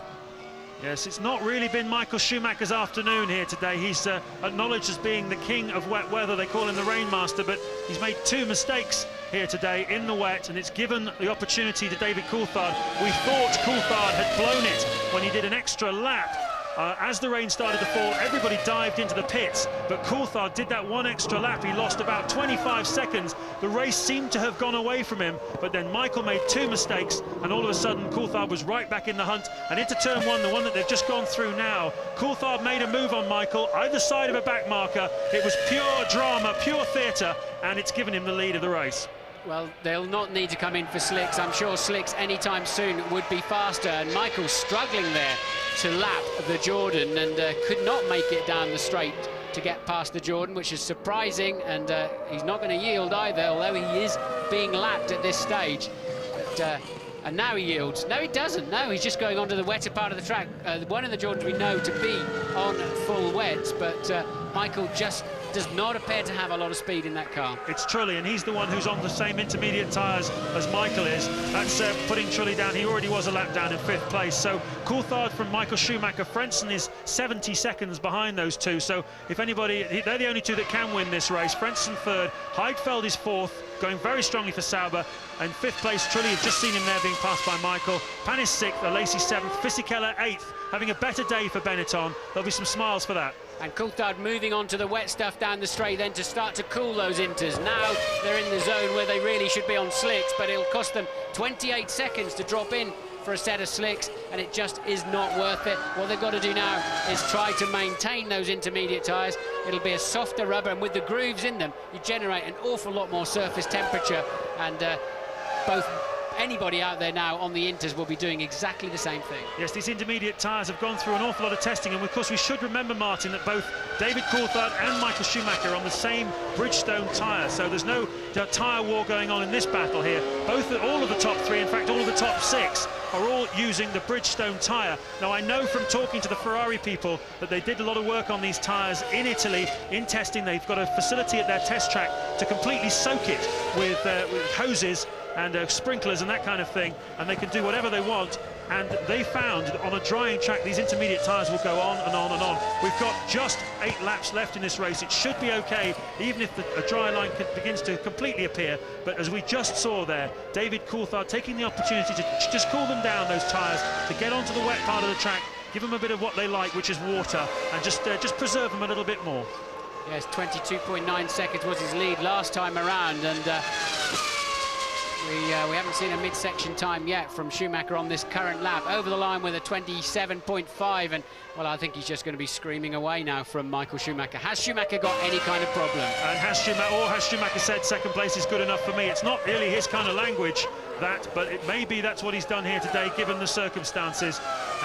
We've got just 7 laps of this Grand Prix left. But Martin, let's just talk briefly about some of the other people we haven't really mentioned so much today. There's some interesting point scorers if things finish the way they are. Heinz-Harald Frentzen, once again, he's been a point scorer in both of the first 2 races so far this year, and he's been going very, very strongly in both of them. Finished 5th in Australia and 4th in Malaysia. So once again, Jordan looking quite strong, because Jarno Trulli is in 5th place at the moment, so that'll be 2 more points for him. And Nick Heidfeld, just as you're saying that, Frenzen's oh, off the road. Mechanical failure then for Frentzen, our 3rd place man. That puts Heidfeld, who's passed Trulli, not seen on the cameras, but Heidfeld was up into 4th, now will be 3rd, because Trulli is on those full wets and lapping very, very slowly. So all of a sudden, from being a dead cert 3rd and 4th there for the Jordan team, it's beginning to fall apart. Just goes to show you should never really talk about points-paying positions before the race finishes. Heinz-Harald Frentzen from 3rd, then dropping out. A bitter blow for him, but Trulli up to 4th. And Heidfeld on a podium position with Sauber, could you believe it? Ted Kravitz, what can you tell us? James, it's a fantastic atmosphere down here at McLaren. I'm actually surprised you're allowed in this pit at all. Whenever you're in the commentary box, DC has a storming race. Anyway, there are a lot of nervously confident faces here. Coulthard's got such a great opportunity to take the fight to Schumacher in the championship. They're all willing him on down here at McLaren. I'll bet they are. DC then through turn 3. He's dropped his pace slightly, but still 22.8 seconds is his lead. We haven't seen much information on our screens. We've lost lots of electrics up here in the commentary box, and apologies once again for any sound or vision loss you had earlier on in this Grand Prix. I'm afraid a lot of electrical problems here at the Interlagos circuit, but no such problems so far for David Coulthard. No, well, David Coulthard looking as though he might just shape up for his 11th career Grand Prix victory. The man who, certainly for the last 2 or 3 years, has been in the shadows of Mika Häkkinen at the McLaren team. Häkkinen has out-qualified him every race so far this year.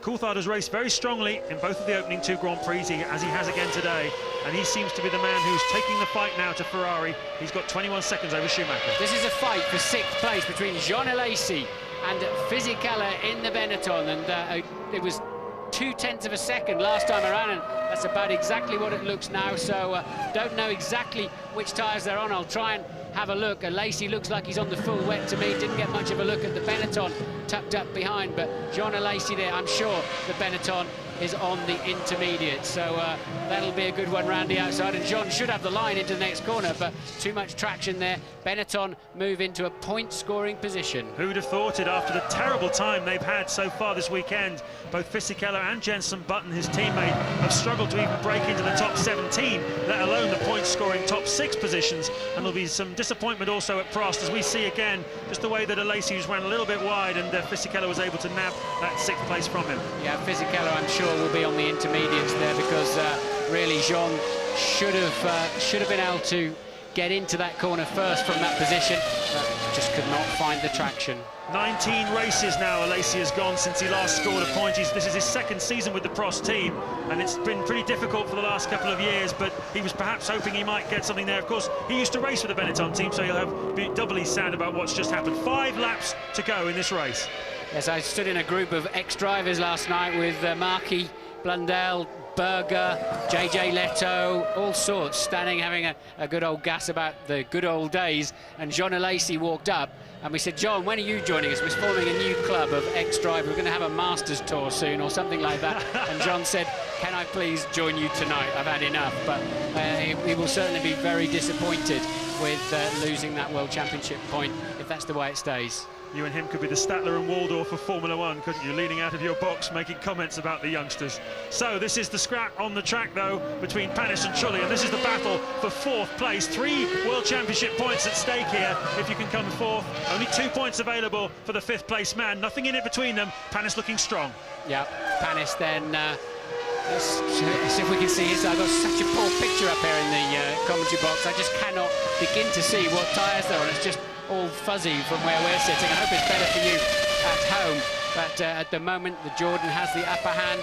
Trulli then 4th place man, Panis And we know Panis has got a lot of straight line speed. He popped past a Jordan earlier on, and 2 Jordans early on in the race, exactly like that, down into turn 1, more straight line speed, and a huge amount more confidence under braking. Panis then up into the same 4th place that he finished in Melbourne before they took it away from him for passing under the yellows.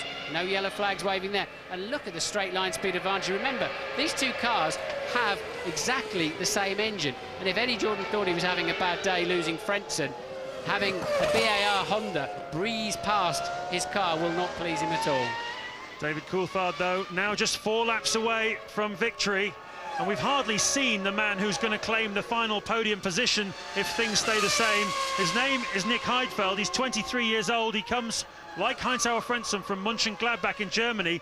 He was having a terrible time at Prost last year, really got his head down. He's a protege of the Mercedes and McLaren team. They farmed him out to Prost, and now they've farmed him out to Sauber. And he's running in 3rd place in this race for the Sauber team. And he's had a terrific start to this 2001 championship. 4th place in Australia.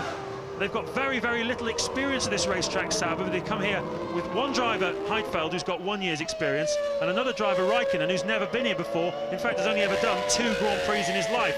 So they've done very well to get the setup right on that car, and Heidfeld looking very strong for a podium finish as we look at Michael Schumacher passing the back marker, and that is the European Minardi of Tarso Marquez. It's a great thing about Formula 1, it's so unpredictable. I mean, Michael just totally dominated those first 2 races, and here we see Heidfeld ducking up the inside of the Minardi. I think that's just a simple replay, nothing dramatic going on there. And a good overhead shot there of Coulthard gently feeding the nose of that McLaren into turn 10 before heading down through Megullo. So, Martin, let me ask you, we've seen an awful lot of interesting performances today. Who's your man of the match? Who's your drive of the day? What have you liked? This is the 3rd supremely mature drive of David Coulthard, but my man of the day has got to be Montoya, I think. His 3rd ever Grand Prix. He led it with a lot of confidence and supreme driving, and he was on a 1-stopper, so I'd give it to Montoya today. But this is a great run from David Coulthard. So Montoya, the man of the match. Coulthard looking as though he's going to be the winner of the race, and this man is going to be the hero of Switzerland. Nick Heidfeld for the Swiss Sauber team, powered of course by the Ferrari engine which won last year's World Championship. It's now a customer unit sold to Sauber and to the Prost team, and Sauber is certainly making great use of it. It's only 1 step behind the engine in Michael Schumacher's car, and it's giving them a lot of power. They've got a good chassis. Heidfeld doing a terrific job. Coulthard just a lap and a half away from victory. Yep, 2 including this one, as you say, and I tell you what hurts at the end of these races. I mean, Coulthard, I know, is wearing a neck strap. The rain would have taken away a lot of the pain around this track with the less grip. But what hurts at the end of these races, where the track is so wet and you're hanging on, even in a straight line, are your jaws and your teeth. You clench your teeth so hard, just trying to wait for the next time the car gets out of shape at 150 miles an hour or so. And but Coulthard happily on his way towards the end of the penultimate lap. So we've hardly had time to draw breath since this race started about an hour and a half ago. It's been incident-packed. Rubens Barrichello's car failed on the formation lap. He ran back, got into the spare, and then had a huge accident which put him out of the race. We've had safety cars. We've had Juan Montoya leading this race for well over 20 laps before he went to make a routine pass on a back marker who let him through, and then he drove straight up the back of him, taking Montoya out of the race. Michael Schumacher took the lead. Then we had rain. Michael looked as though he was in a very strong position. Coulthard didn't make the early stop for the wet tyres. It looked like it had cost him the race win, but then Michael made 2 very big mistakes on a wet track. Coulthard dived past him into turn 1 to take the lead. It's been a feisty, fighting drive from the young man from Twineholme in Scotland. He's got about 1.5 miles to 2 miles left to go. He comes into Ferradura corner for the last time. And that's the right-hander, 115 miles an hour, 3rd gear. All the thoughts now will be going through his head about his 11th Grand Prix victory, his first for 10 races. Well, normally Murray might say, hey, he could almost get out and push it home, but he certainly will not be able to do that at this racetrack. It's a massively steep hill. It doesn't look like it on your TV pictures as they come up to the end of the lap, but Coulthard, the engine sounds sweet enough, doesn't it? And no gear shift problems, nothing hanging off it. All the time in the world, he can just cruise, just like it's a cruisy outlap on the first morning of testing. Just pay attention, don't make any silly mistakes, and David Coulthard surely now has this Grand Prix in his pocket. Coulthard then is going to take the 10 points. A brilliant drive. David Coulthard then comes across the start-finish line and wins the Brazilian Grand Prix. His first victory in Brazil, his first win for 10 Grand Prix, and second place will be Michael Schumacher, who led this race and who thought probably he had it in the bag, but he didn't. Nick Heidfeld does indeed finish on the podium for Sauber. It's been an extraordinary afternoon here. We're waiting for Olivier Panis, who's going to be fourth for British American Racing, ahead of Jarno Trulli, who will be fifth for Jordan, and Fisichella will get the final point for the Benetton team, which will give them an awful lot to smile about after a terrible, terrible first 2 Grand Prix. But the winner of this race, and look how happy he is, David Coulthard of Great Britain wins the Brazilian Grand Prix. Strong run then from young Heidfeld in third place there, so his first ever Grand Prix podium, and well deserved too. That was tricky conditions today. Yes, very difficult driving conditions indeed. All of these men deserve a medal, and Panis finishing fourth there. You just saw going through your screens also Trulli waiting for Fisichella. He's a lap down. There he is crossing the line now. Giancarlo Fisichella, teammate to Jenson Button, of course, who has had a very trying time. Jenson finishes in 10th place though, and Ted is down there with Ron Dennis. Ron Dennis, congratulations, you've finally done it. You've broken the Ferrari stranglehold on Formula One. What stranglehold? I don't know what you're talking about. 6 races in a row, Ron, you've done it. Brilliant job. Winning races is what we're here to do, you know, we're just doing our job. And a fantastic drive from Coulthard. A word for you, Scott. Yeah, great drive. It was good, very good. Congratulations, Ron. Brilliant job. Well, I've been down there many times over the last few years at the end of Grand Prix that have been won by McLaren, and I've seen the tears, would you believe it, in the eyes of Ron Dennis, the boss of that team. He's a man of steel, but he's got a heart, a very soft heart whenever there's a win. David Coulthard then comes in, the winner of this Brazilian Grand Prix.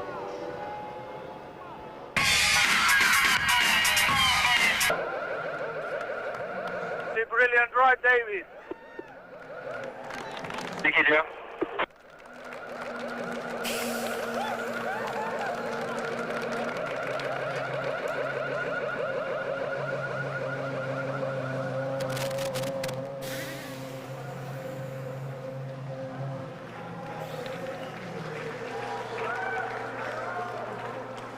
Thanks, man. There's the boys there.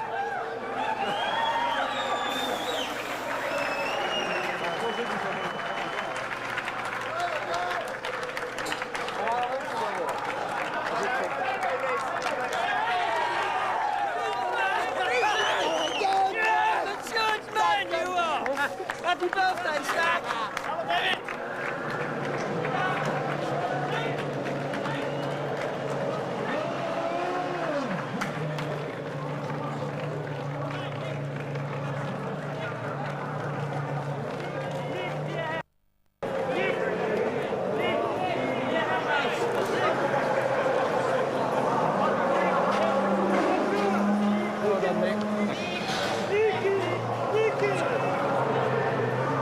Sorry.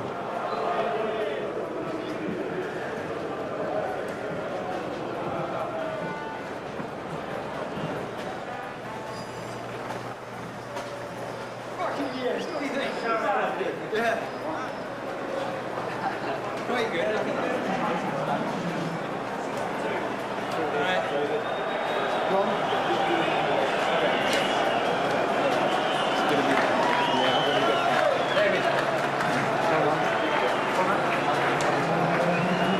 There's a friend. Take my helmet.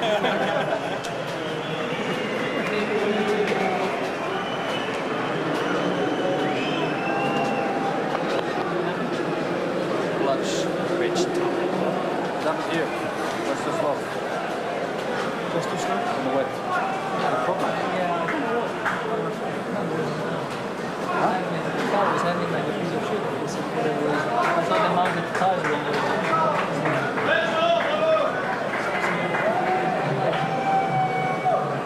Anyway.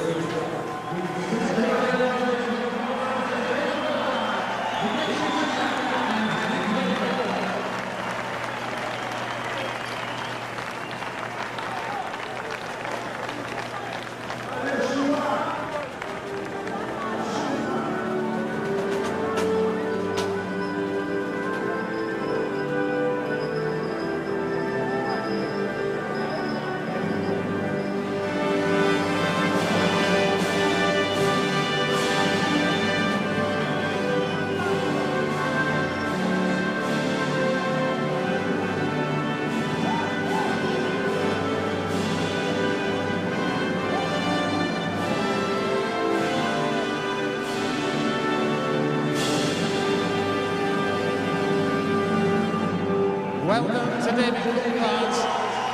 The trophy presented to him by Mrs. Martha Suplicy, Mayor of the City of São Paulo.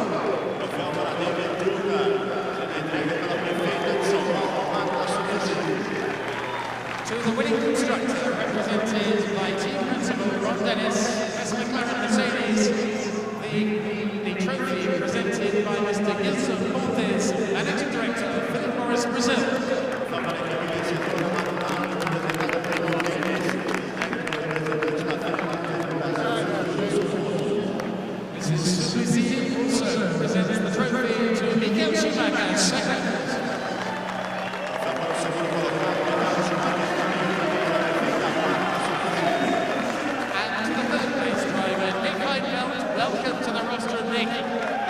Presented by Mr. Paolo Scaglioni, President of the CBA. Presidente da Confederação Brasileira de Automobilismo, Paulo Scaglioni, entrega o troféu a Nick Heidfeld, terceiro colocado. Ladies and gentlemen, the champagne!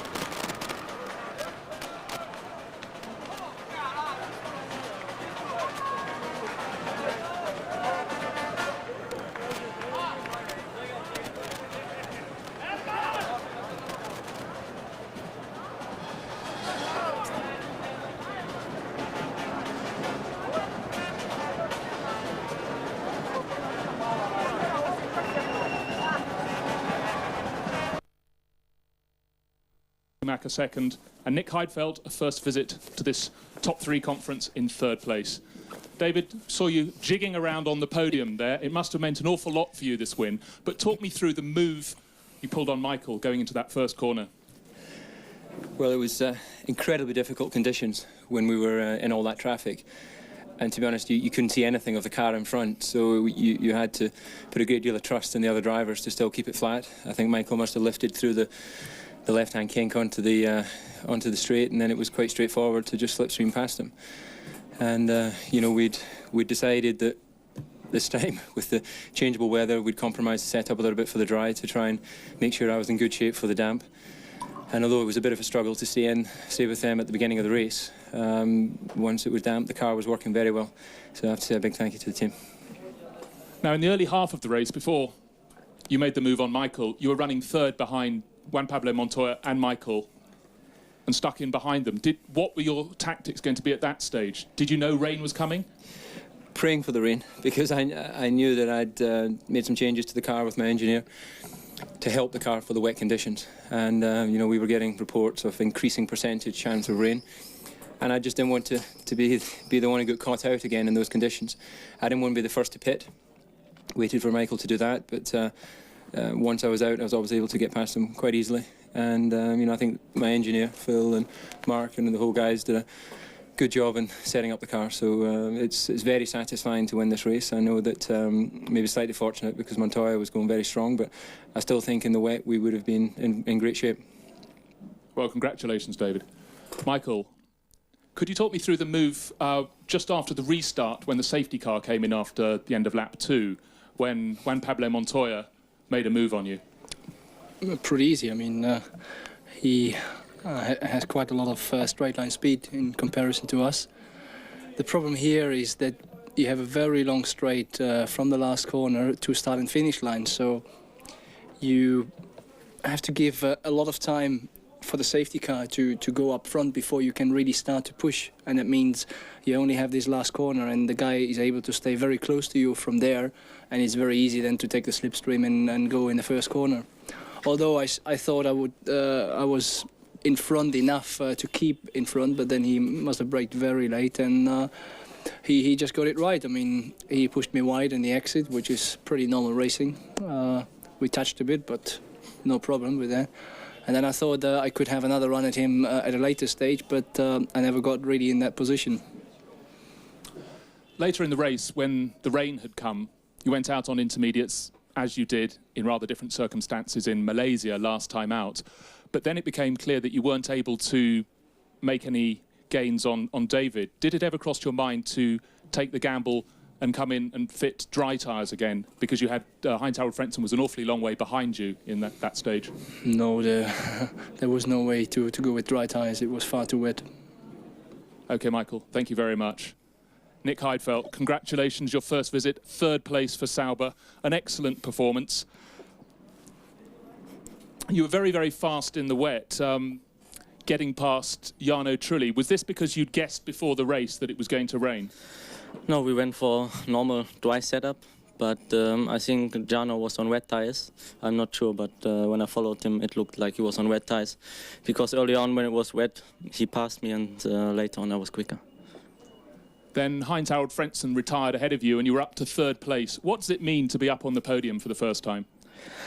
I mean, it's incredible for me, and I'm really happy for all the team who put a lot of effort in it. And to be honest, I think I didn't realize right now, because for me now to be on the podium is really amazing.